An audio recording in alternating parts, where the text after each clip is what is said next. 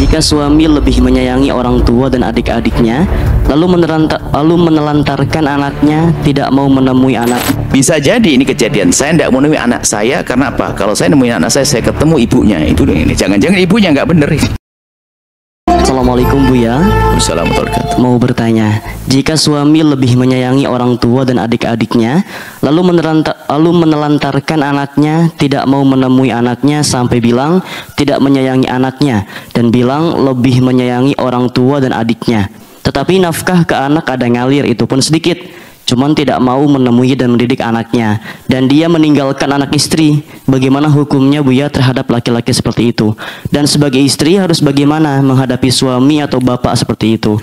Harus didiamkan saja setelah berkali-kali dinasihati dan tidak mau mendengar. Syukran Buya. Assalamualaikum warahmatullahi wabarakatuh. Assalamualaikum. Permasalahan begitu tuh nggak bisa kita baca dari jauh.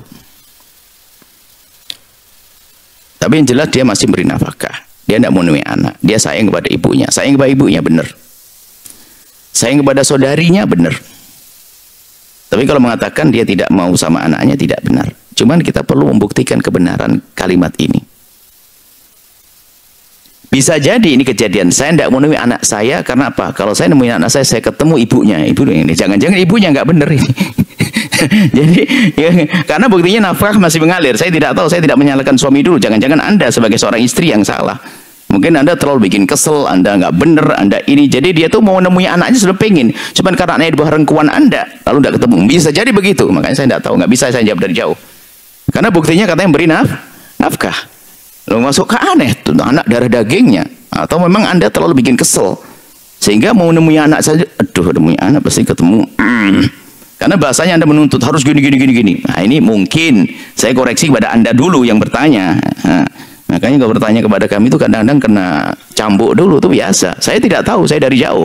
Jangan-jangan Anda yang bikin kesel. Karena dia bisa bagaimana seorang anak yang bisa baik dengan ibunya itu tanda soleh dia.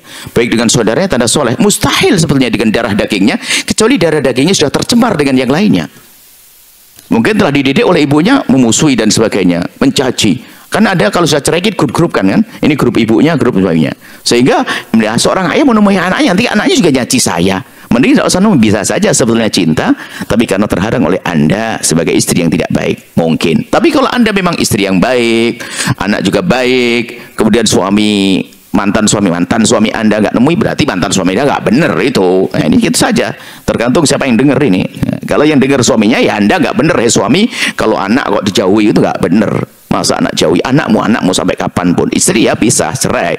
Tapi kalau anak nggak bisa, tanggung jawab Anda bukan sekedar urusan nafkah pendidikan. Anda punya kewajiban suami. Jangan senang punya anak tadi bisa didik suami. Tapi istri, nah, saya tidak tahu kejadiannya. Tinggal saja. Insya Allah kalau istrinya salah akan dengar suara kami ini akan berubah. Mantan istri, suami juga berubah insya Allah. Makanya pertanyaan-pertanyaan gitu kita nggak bisa tahu. Hakikatnya kayak apa? Orang tuh kalau cerita, ya kalau bertanya biasakan sesuai dengan kepentingannya kan? Saya tidak tahu. Kepentingan dia, saya tidak tahu. Padahal bisa jadi dia yang bikin, masya Allah, innalillah kan bisa jadi. Karena banyak. Ada memang suaminya nggak benar bisa jadi. Tapi insya Allah setelah mendengar suara ini semuanya berbenah. Allahu a'lam bishawab.